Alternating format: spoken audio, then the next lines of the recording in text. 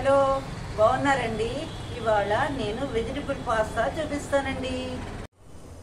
Vegetable pasta చేయడానికి నీళ్లు వేడి చేసుకుందాము. మొదట బ్రోకలీ వేస్తున్నాను, 10 బాదం పప్పులు వేస్తున్నాను, చిటికెడు ఉప్పు కూడా వేసుకుందాము. ఐరన్ కళాయి స్టవ్ మీద పెట్టి 4 చెంచాలు నూనె వేశాను. మొదట క్యాప్సికమ్ ముక్కలు వేస్తున్నాను, పన్నీర్ ముక్కలు కూడా వేస్తున్నాను.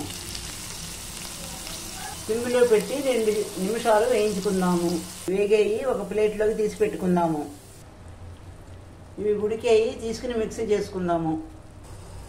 ఇందులో కొన్ని నీళ్లు యాడ్ చేసుకుందాము. ఇప్పుడు పాస్తా ఉడకబెట్టుకుందాము. ఒక పావు చెంచా ఉప్పు వేసుకుందాము. ఇది మిక్సీ చేసుకుందాము. వెల్లుల్లి తురుము వేస్తున్నాను.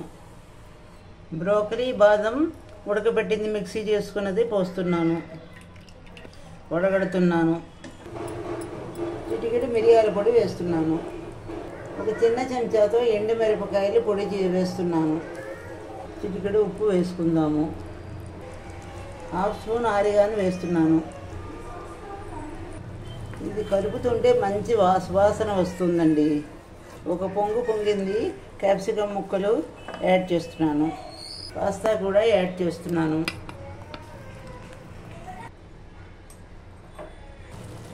పాస్తా తయారైపోయిందండి. మీరు కూడా చేసుకోండి. రుచి చూసి నాకు చెప్పండి.